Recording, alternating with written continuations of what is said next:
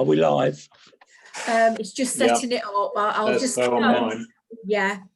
It's just setting it up at the moment. I'll say when it's actually live.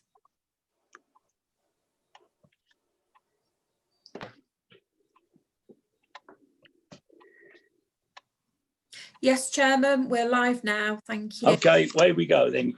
Good evening. A warm welcome to all councillors and officers attending this council meeting and to members of the public and press viewing the meeting via the live stream. I hope you are all keeping well, and my best wishes go out to all those difficult times. I'm Councillor David Andrews and I'm the Chairman of East Lindsey District Council. This is our first remote meeting of full council under the new government legislation. This is a new way of working for us all, and I intend to proceed in a steady and methodical manner. To help assist us with this smooth running of this meeting, I'd like to cover a few housekeeping rules. Firstly, please only turn on your microphones when speaking. This is really important, otherwise the audio will become unclear with background noise. If you need to leave the meeting, please verbally let me and then leave the meeting, knowing this is before you leave. Otherwise, we won't know if you meant to leave the meeting or if you have left due to a connection issue.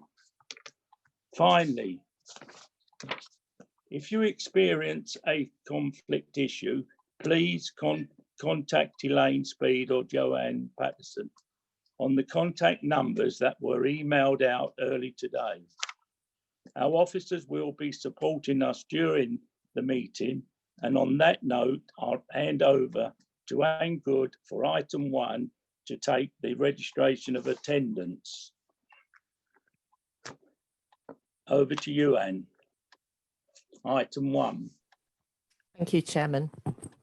I'll read through the list of councillors. Councillor Terry Aldridge.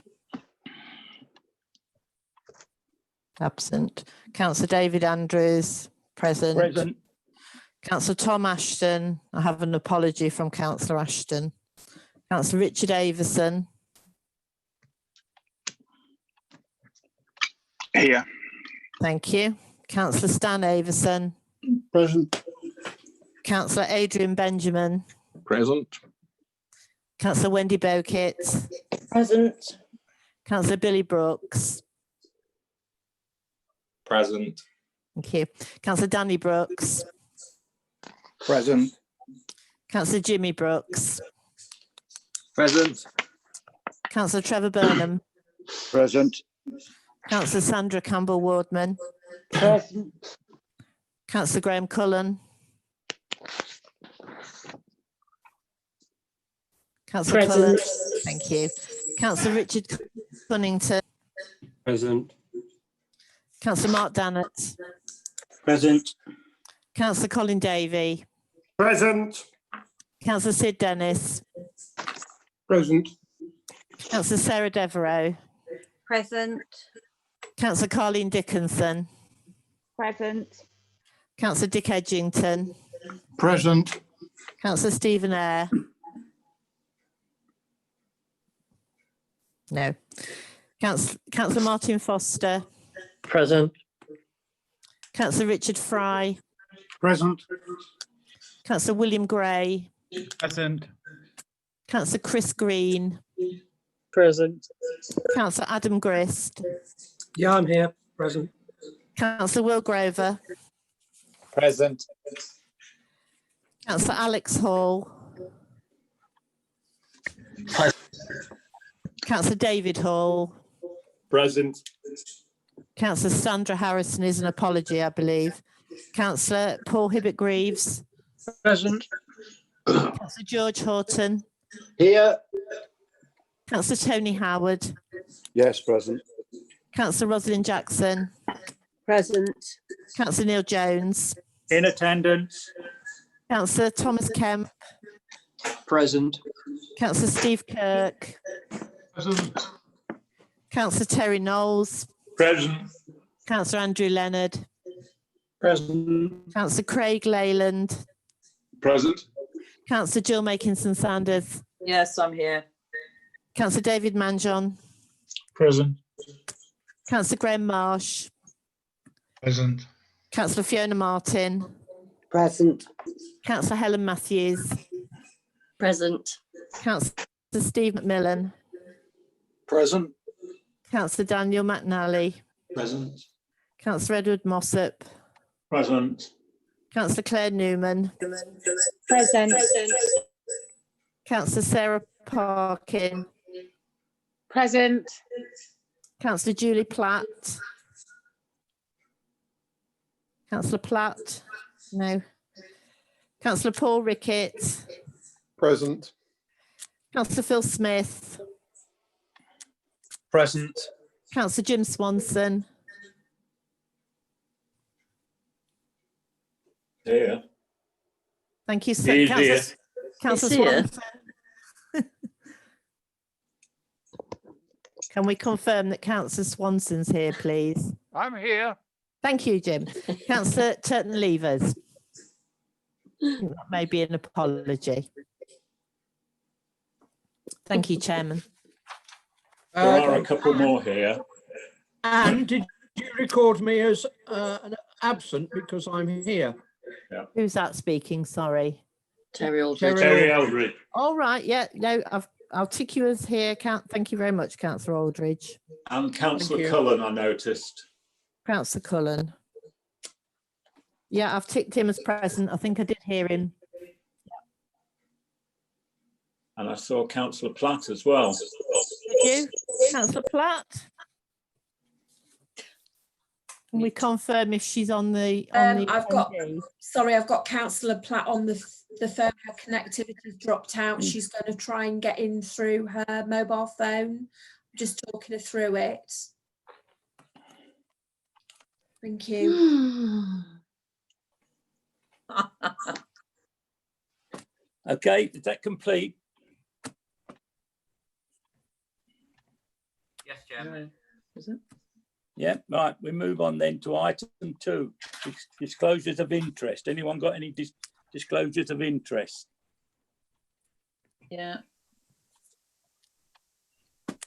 Right, Councillor Maker Sanders. I've got a son who works in economic development. Thank you. Councillor David Hall. Okay. The Louth Town Council had a meeting yesterday, an informal meeting about the merger on Boston Borough Council, just to say that I was not in attendance in it. Thank you. Councillor Halton. Yes, thank you, Chair. I have 2 members of my family who are currently working at East Lindsey District Council. So that's my interest. And as Councillor Hall has stated, there was a meeting yesterday of Louth Town Council regarding the Boston Alliance. I did not take part in that meeting. Okay, thank you. I just want to ask John Medler one question. Oh, it's okay, they're going. It's all right. I want to know how to get rid of the blue hands, but they've disappeared. Okay, then. So now we move on to item 3, the minutes. Now, I propose to take the minutes as read. Have I a seconder for that, please? Chairman, we have one amendment to the minutes from Councillor Howard of the Labour Group. Would you like me to read out the Yes, amendment? please. Thank Yes, you. please. Councillor Howard referred to page 17. There are 3 bullet points on that page, and the paragraph following commences, the leader of the Labour Group raised a point of information. Councillor Howard advised that the remainder of the sentence did not correctly convey the point made. He suggests instead the wording be amended to the leader of the Labour Group raised a point of information. He advised that currently the nearest apprenticeship opportunity for people of Mablethorpe was in Manby with this council. Therefore, the council moved to Horncastle, further reduced the skills and education offer available to them. Councillor Howard put that amendment and it would be duly seconded by Councillor Newman as required. Right, okay. Thank you. Councillor Maker Sanders, please. Thank you. The same page, it says the chairman of the executive board apologised that it's 3/4 of the way down about the required amendment that was to the corporate plan, and the word immediately, it's the third, it starts the chairman of the executive board and it's the third line down, and he's saying that the correct version had been provided immediately. This went live on the Wednesday and it wasn't actually put right until the following Tuesday. So I'd like you to remove the word immediately, please. Okay, Anne.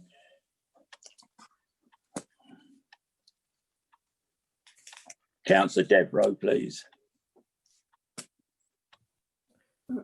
Thank you, Chairman. With those amendments standing, I'd like to second that. Okay, just before we move on, Councillor Jones wishes to speak. Oh, only that I was going to second the minutes with those amendments. Okay, thank you very much. Okay, then, so I propose that the minutes are taken as a true record of what took place with those two amendments. Okay. Right, item 4, action sheets. Thank you, Chair. Yeah, I can confirm that actions are completed or are in hand. Thank you. Item 5, communication from the chairman. Sandra and I attended just 3 civic engagements before the lockdown came. And of course, since then, everything's been cancelled because COVID virus. So that's the only thing I've got to report. Thank you. Questions by the public? There are none. Item 7, report of the chairman of the executive board, Councillor Leyland. Thank you, Chairman. The report is before you, quite a detailed report, but I think it's an important one that we need to share with the councillors and the wider public, because it goes through in quite fine detail the work that our councillors and our officers have been doing over the last few months dealing with COVID-19. And I have to say that the response from our workforce across the board has been exemplary, and I have nothing but praise for them. I'm sure councillors will join me there. I've also had great praise for our communities that have dealt with this in very good form over the last few months, dealing with assistance to vulnerable people and those people that do need help with prescriptions and food deliveries and such like. And I know there's many groups being formed to support that. So just going through the report, Chairman, we've had to redeploy staff and they've dealt with that very well. We've had support for our business grants, which has been a key piece of work as the pandemic has hit businesses, and those grants have been delivered. Just over £42.5 million being delivered with the business rate grants, and given the amount of applications we had to deal with, this was done in fairly good time, very good time, and I know many businesses have been appreciative of those efforts. We're now dealing with another discretionary grant system, which is in process, and again the teams are working very well. I'd also like to point out the work the wellbeing teams have been doing in respect of COVID-19, and with the help of our dedicated teams and with partnership approach throughout, we've done incredible work working with the Lincolnshire Resilience Forum and the County Council, and this was put in place very quickly. So again, great praise for those officers involved with the planning of that and the delivery of that. And every single staff member involved in this phenomenal county-wide response should be very proud of all their efforts. Apparently, during the last 2 months, we have dealt with over 4,700 vulnerable customers who have been negatively impacted by the COVID-19 lockdown, with around 25% of those people being within East Lindsey.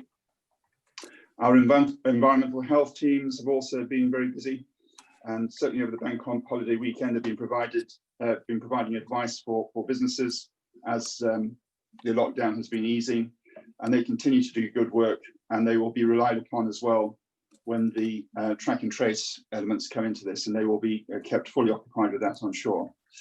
Our democratic services team have been very good in setting up the Zoom meetings and making sure all our councillors are well trained for that, and I do give great praise for the efforts that have been involved in making sure this is happening. Our communication activity over this period has been very interesting and very active, and given the reliance on social media to pass on information, we've done very well in delivering that information, and it's been recognised by the LGA in terms of how we've been doing that. You will see the figures there for the uptake in social media access. We've also been recognised for the leaflet that went out to all households, and we know that other authorities have done similar on the back of what we've done. We have got a recovery plan in place, which will be unrolled over the next few weeks. We're working with the Lincolnshire Resilience Forum and Lincolnshire County Council, and also in respect of the budget item later, that will be part of that discussion. We're also very aware that we have an Inspire, or you'll be aware rather, that we have an Inspire award system, and that was felt that it should continue, and that happened a while ago on Facebook, which I did attend as a guest, and it was a very, very good evening. Great to see so many staff being recognised for their good works. And I know something, when this is all through, we'll have to make sure that all our staff are recognised for their exemplary efforts. And in the middle of all this, we had Mental Health Week. And I think the timing of that couldn't have been more important, given the stress of isolation for many people, and also the fact actually that working from home in a different environment is very different, and it's not without its stress. And I'm very pleased to see that our staff and our senior officers have been working very hard to support staff as we've been going forward.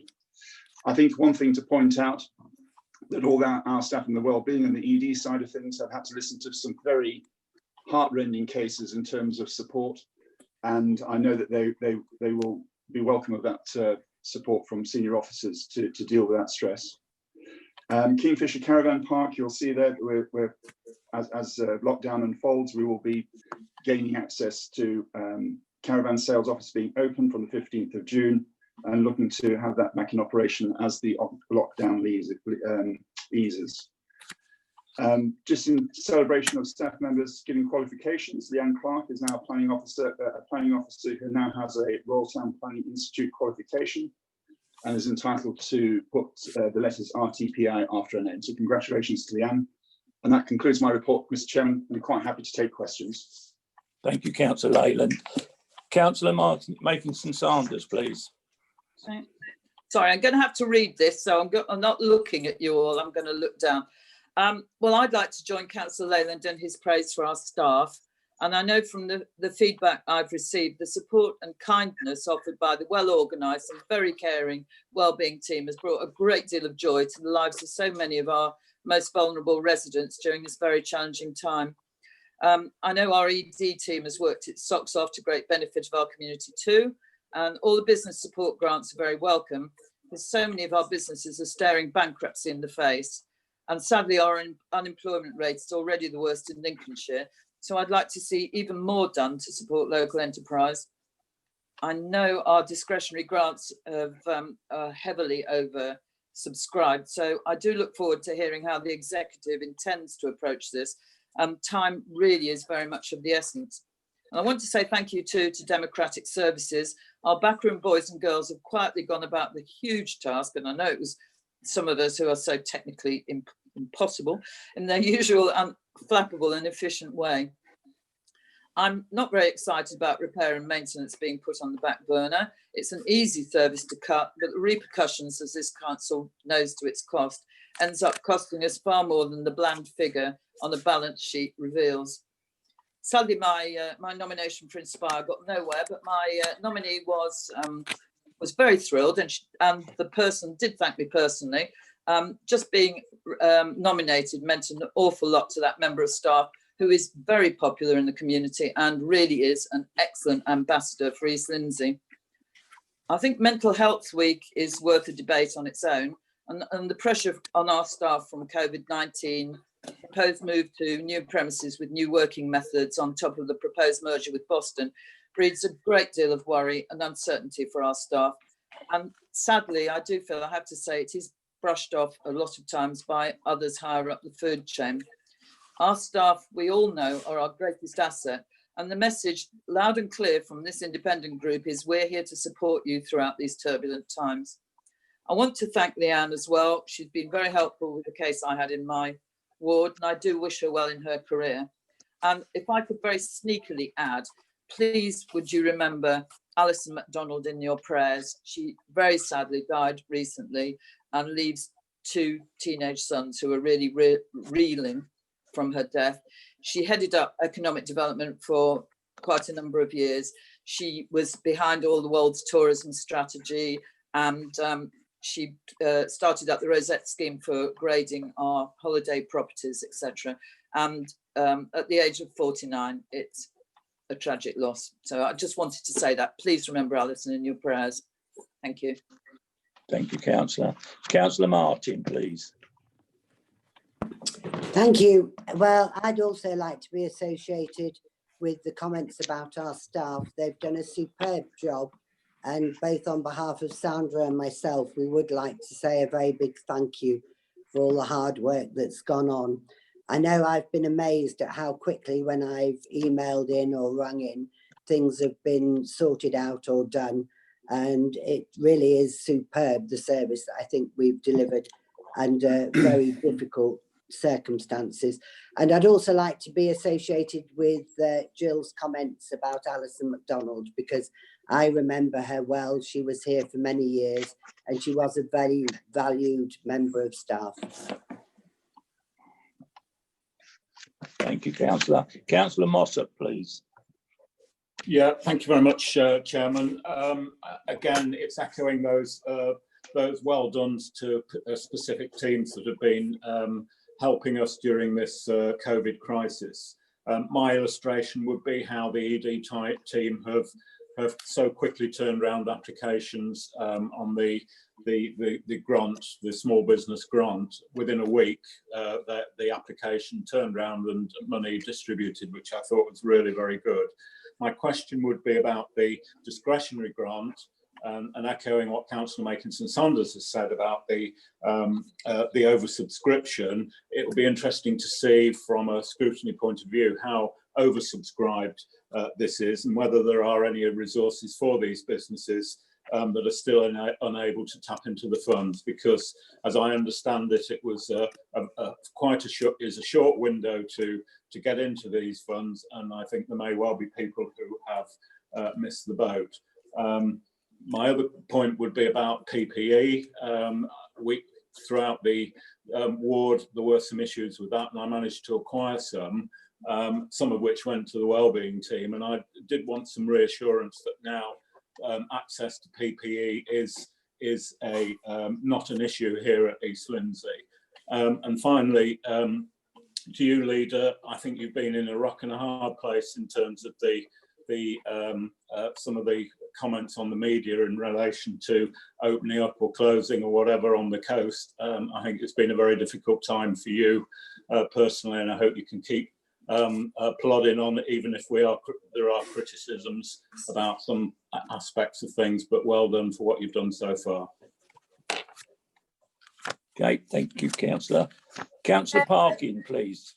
Excuse me, Chairman. I'd just like to advise you that Councillor Helen Matthews has left the meeting for a short period of time. She has advised me that she'd be away for a few minutes, and Councillor Julie Platt has been able to join the meeting finally. Thank you. Thank you very much, Elaine. Councillor Parkin, please. Thank you, Chairman. I'd like to obviously pay tribute to the staff. I think they have done a fantastic time. They've made a fantastic effort in a really, really difficult time for them. I also think, though, that we should also pay tribute to our community and our residents of East Lindsey. I think they have been remarkable in the way that they have pitched together, helped each other, supported each other, and particularly our community sector, who have just done an absolute sterling job. And I think as a council, both individually and collectively, we should thank them. I know that there's been some great things going on. Councillor Leyland, I just wondered if you could add some clarity about timescales for our staff. The county council have made a very, very clear statement that their staff will be working from home for 6 months. And I just wondered if we had a timeline like that our staff could work towards to help them plan. The county council have already said a minimum of 6 months. And so I just wondered if we had the same kind of plans in place. Thank you, Councillor. Councillor Howard, please. Thank you, Chair. My first note was to say a thank you to the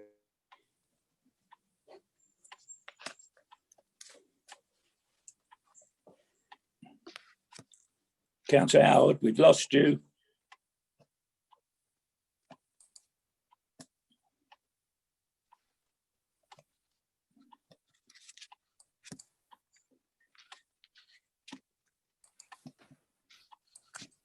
Elaine, have we any idea why we've lost Councillor Howard? She's just, I think Elaine's just on the phone, Chairman. I don't know if that may be.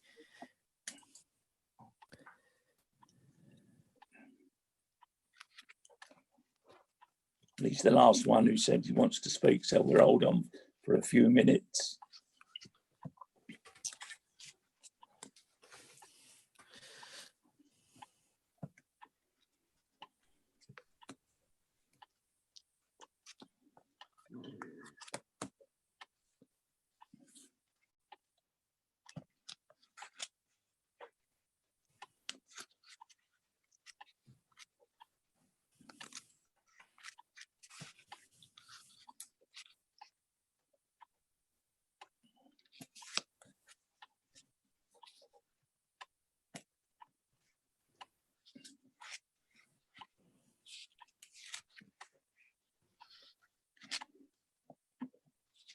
He's disappeared now, Anne.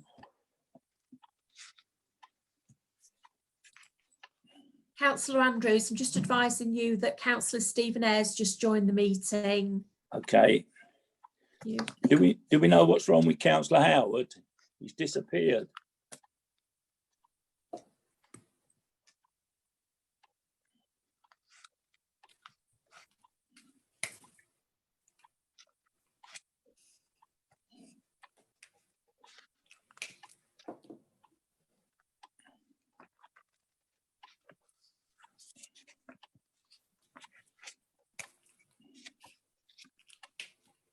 Elaine.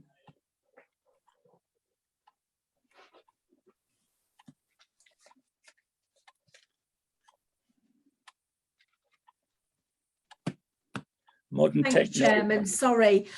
Councillor Howard, I can still see him on the bottom right of the screen. He hasn't got his video on and it doesn't appear he's muted, but if he'd lost total connection. Yeah, he's disappeared off of the list that wish to speak. Right.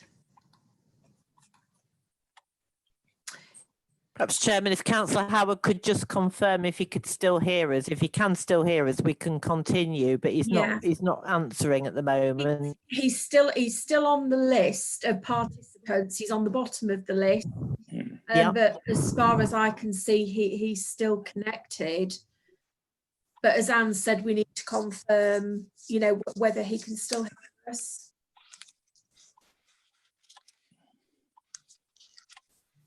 If it's any help, Mr. Chairman, there's a blank screen on where Councillor Howard was.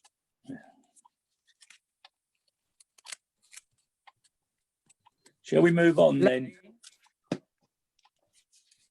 Elaine? Yes, Chairman. Mine keeps coming up with connection unstable. I lost you for about 3 or 4 minutes and had to log back on. Right. That sounds to me like the internet connection. Elaine, if I might be of assistance to councillors, if there are any connection issues at your end with stability, if you try and cease your video, so just have your name on the screen, that may assist you with the connection, because obviously the video takes up quite a quite an amount of connection. So if you try that, that might help assist with the connectivity. Just in relation, Thanks, John.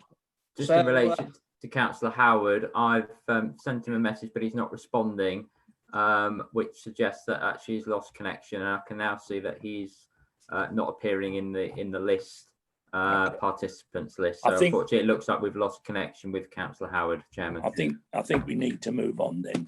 So we go back to Councillor Leyland, please. Thank you, Chairman. And I will just say I was extremely saddened to hear the news of Alison MacDonald. And I'm quite, I think we do need to mark her passing. She was a dedicated officer of this authority, and I worked with her quite closely when I was portfolio holder for economy. And I know many staff are upset by her loss, a great tragedy. So I do share those sentiments that have been raised by fellow councillors. Councillor McIntyre, can I thank you for your comments about the staff? It's most welcome. I think we've seen a great deal of dedication, and I think that is something that we should be very aware of. And I do have to say that we do take the mental health issues very seriously, and I know senior officers do that. So I don't quite agree with your comment there, but it is certainly an issue that we need to be fully aware of and address. Moving on to Councillor Martin's comments, appreciate the pickup of the work that officers have done in very short time, supporting our communities.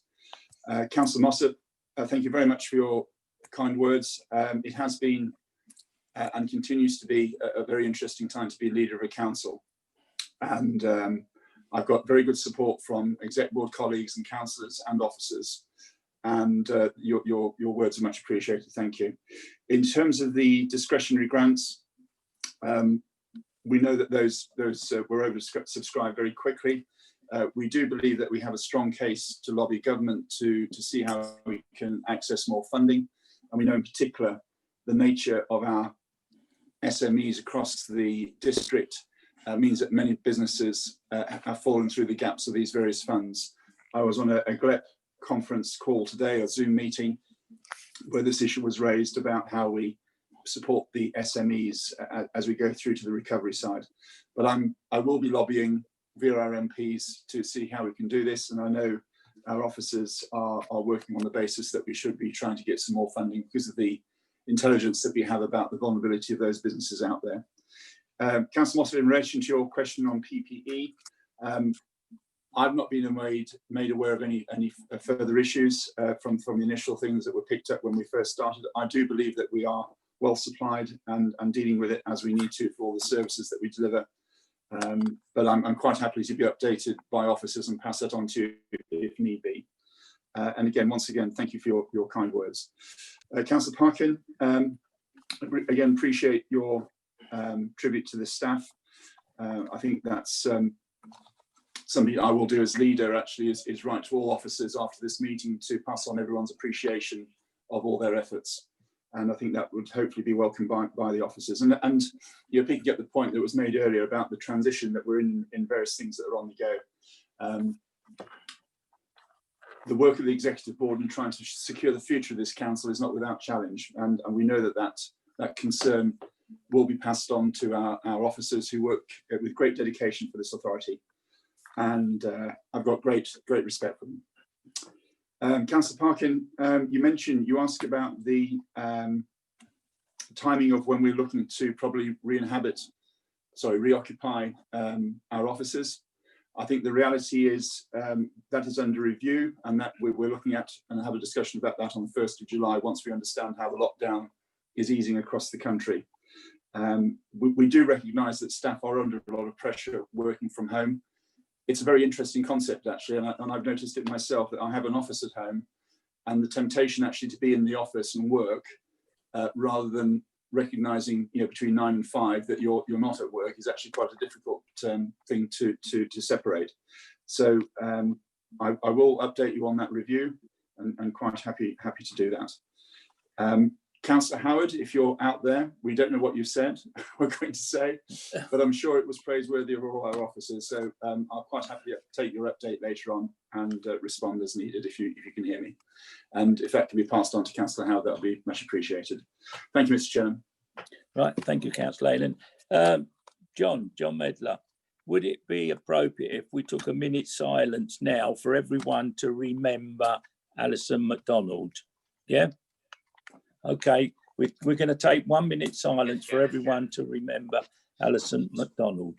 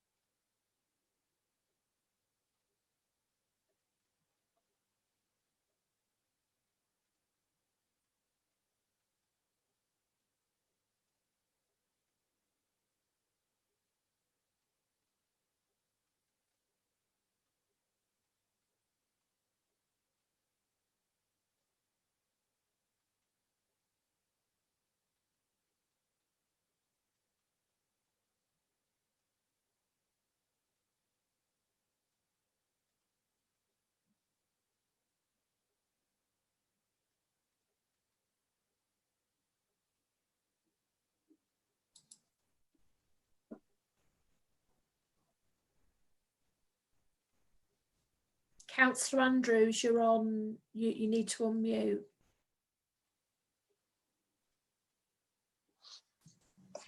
Unmute. Don't know why it muted. I didn't mute it. Okay.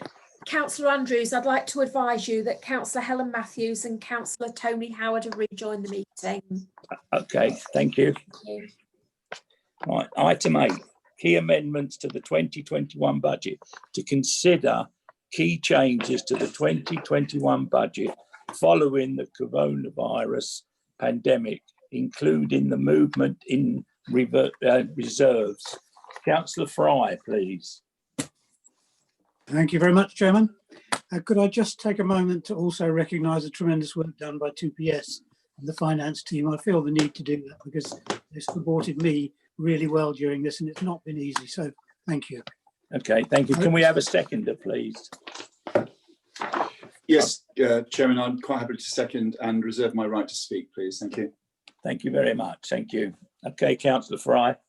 Thank you very much, Chairman. I suspect we are all aware that the measures introduced by government to counter the COVID-19 pandemic indeed, were necessary and having a profound effect upon the council.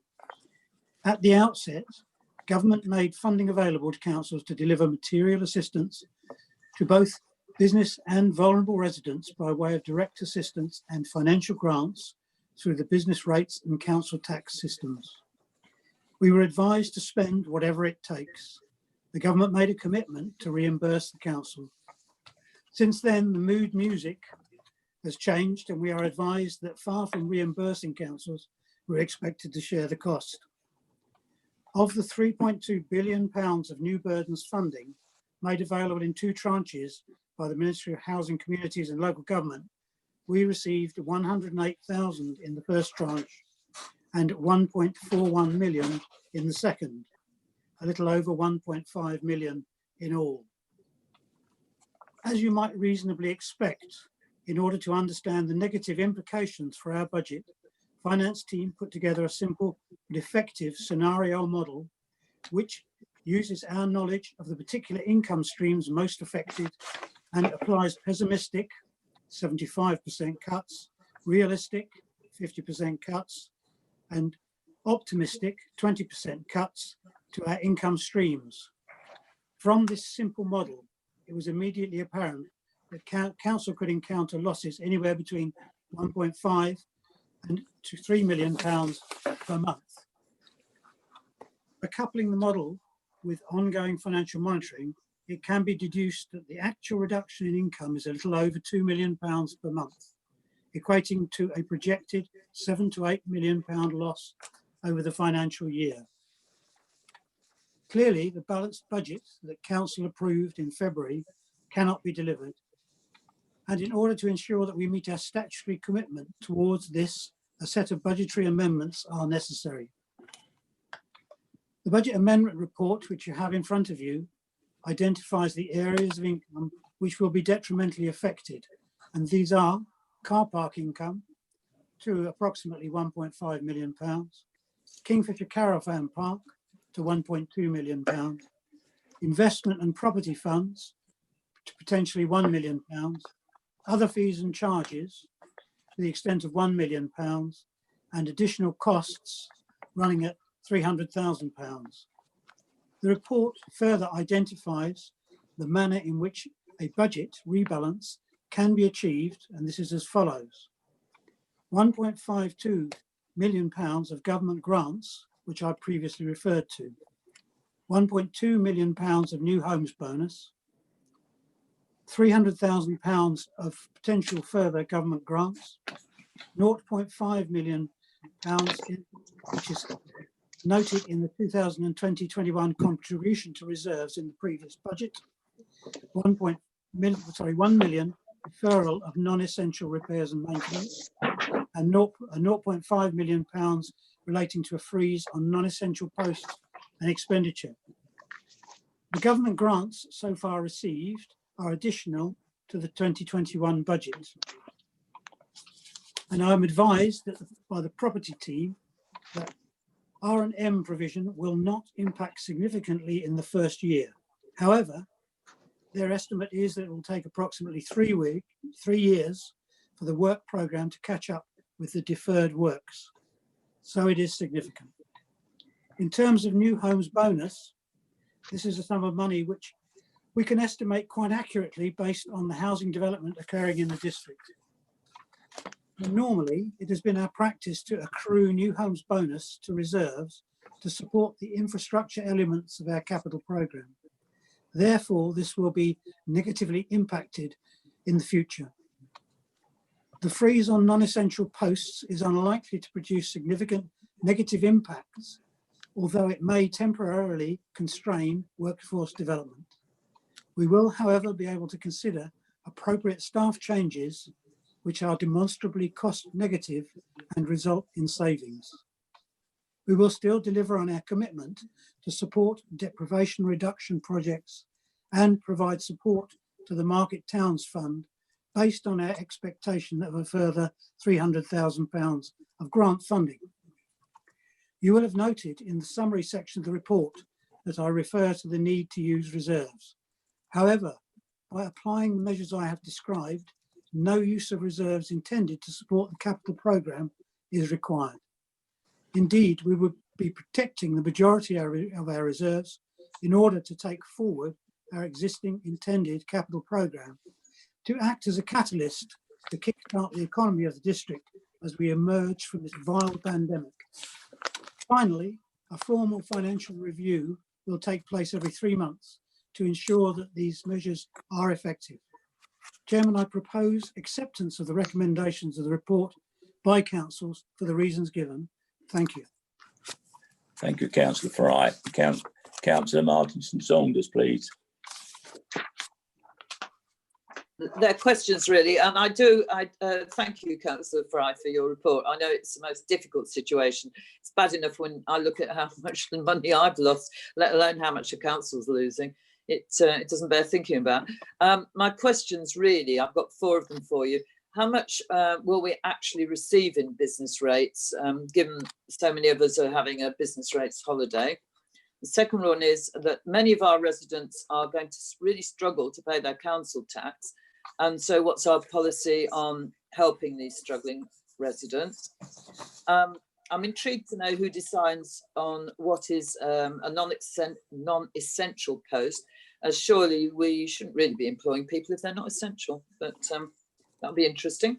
And the last one is, when can we look forward to a meaningful debate on our capital programme and how we can support our suffering local businesses? Thank you, and good luck, because I think you've got a rotten job.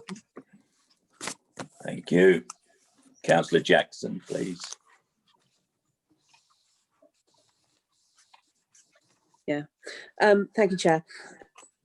Okay, first of all, COVID has effectively ripped up the plans that we made in February, March. So one of the first things is that the opportunity to review the budget every 3 months is extremely welcome. One thing that I do note, though, is that the fine detail of the changes to the reduction of works hasn't been provided to councillors, but I've had a good look at that. And some of these reductions have health and safety implications. When we transition back to using these buildings again, we're going to have to look carefully at them in the next 3 months review. And in the event that we move back sooner than we're expecting, or we lose less money in an optimistic scenario, those health and safety checks are going to have to be a priority for restored spending. Another priority we're going to have to look at is the number of people in this district who are in debt as a result of a loss of work. So we're going to have to look at things like hardship funds that we set up. At the moment, our homeless numbers are fairly low, and we're also going to need to look at making sure that we don't take our foot off the gas there, and that we keep that down. However, given that, looking at this budget and looking at the situation that we're in financially, I do intend to support it. Thank you. Thank you, Councillor Jackson. Councillor Howard, please.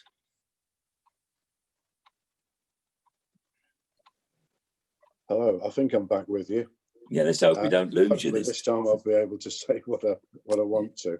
And the first thing was something that I had hoped to say to the response to the leader, and that is about the deferral of £1 million worth of work, repairs and maintenance. It's a budget that's always an easy target when there's savings to be made. But unfortunately, it's also often the one that comes back and bites us in the bum at a later date. I also wanted to point out how I don't want to be hearing the cry of we can't do that because we're not doing repairs, when it's something that is vital to the recovery. We've got to make sure that our resorts and town centres are in tip-top condition so that we bring back visitors as quickly as we possibly can to make up for the ground that's been lost. And that is absolutely crucial to the coast, and we must not be prioritising things not being done because it's part of this budget requirement to make the saving. The long-term aim must be to recover as quickly as we possibly can, and that will probably need some repairs and maintenance that's on the list actually to be done, so that we do support our local businesses and the local economy get back to the position it should be in as soon as possible. Like other speakers, I do believe that it is a shrewd move to do a formal review every 3 months. I think that is to be commended. I don't welcome Councillor Fry doing all the extra work. I wouldn't at this moment in time offer his job for all the tea in China. But I'm sure that he will put heart and soul into it and do a good job for us. With that, I'll move on, and at least I got through it all this time. Thank you. Thank you, Councillor Howard. Councillor Parkin, please.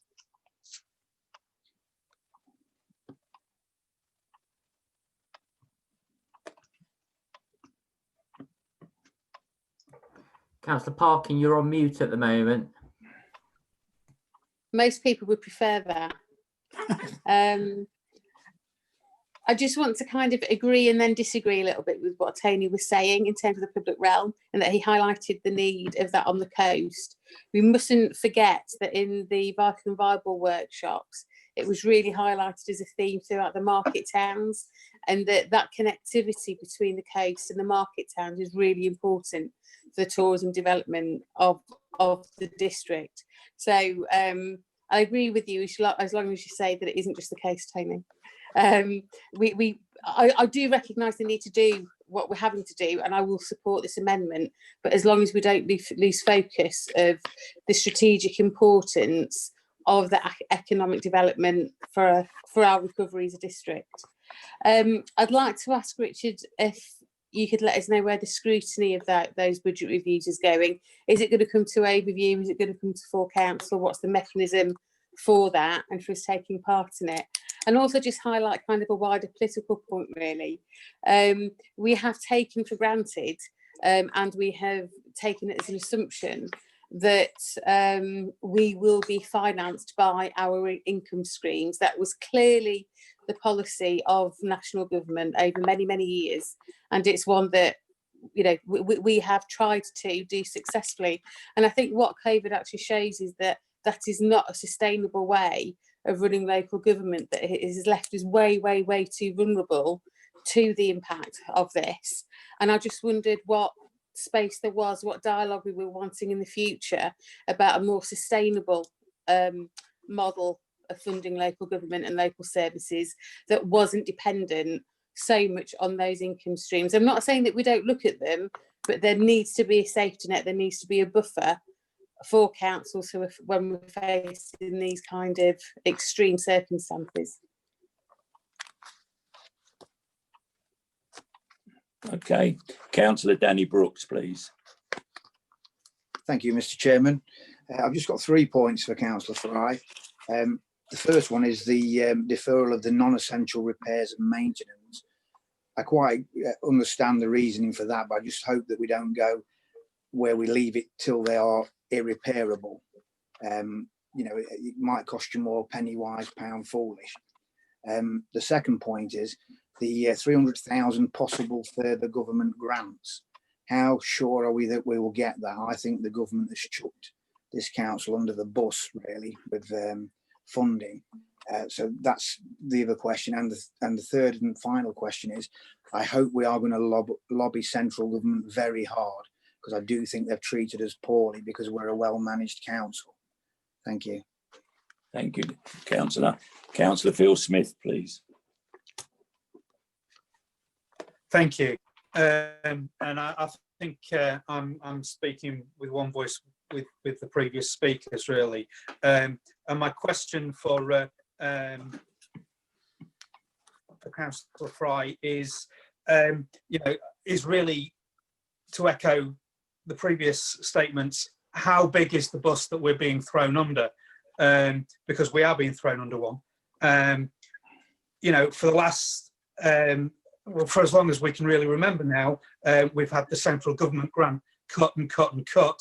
And as Councillor Parkin suggested, we're being encouraged to find new ways of raising revenues, which we have done very well. And but you know, in this circumstance, all of a sudden, that now insignificant central government grant is all the more important to us. Are we just going to see it cut even further? You know, last year it was cut by 56%, the year before 28%, the year before 44%. That's 80% cuts over the last 4 years. Yeah, is it just going to go again? Have we got any mood music from central government that we will at least get some maintenance or possibly even increase in that central government grant this year? Okay, thank you, Councillor. Councillor Leyland, do you wish to speak? Thank you, Chairman. I'm quite happy to second this paper, recognising the very good work that Councillor Fry has done with his support officers and team. It is a thankless task, and I think they presented something that, judging by the comments, is broadly supported given the challenges that we face. I think it's really important to reiterate the 3-month review, and as situations change, and this is a very fluid situation in terms of how government is dealing with this. You know, announcements are made on a weekly basis about how funding is delivered for various aspects, and we need to be flexible enough to deal with those on a very short and quick basis.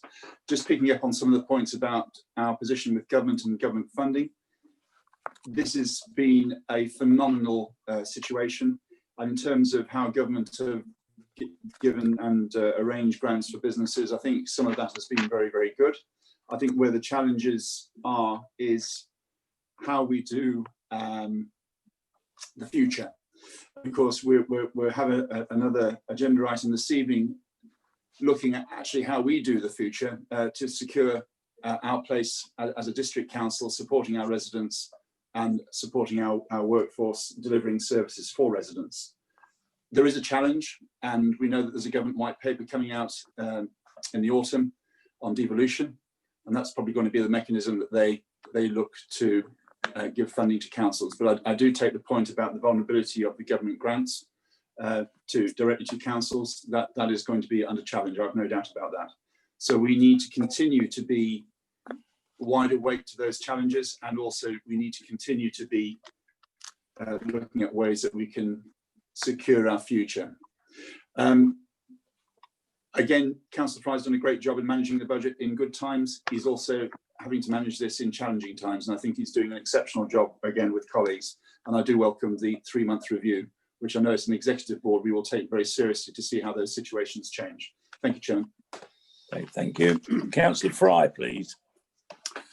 Thank you, Chairman. I'll come back now. So, Councillor Sanders, thank you very much. You asked firstly about business rates. It's an interesting thing, this, of course. The budget is an estimate. We all know that. And we estimate what business rates we'll get in. And the reality of that doesn't hit the deck until the end of the financial year, at which point in time we may have a surplus or we may have a deficit. And at that point in time, we have to work with it and come up with the bucks or not, or whichever way it goes. So right now, interestingly, it isn't causing us a problem, and it's surprising the amount of business rates that are actually being paid. I've got a spreadsheet, as you might expect. In April of the direct debited, we received 49%, and the non-direct debit 70%, and 46% in May, and a similar number also for the non-DD. So we're getting in a significant proportion. The point is that, as far as we're concerned, the cost to us won't hit the deck until the 21-22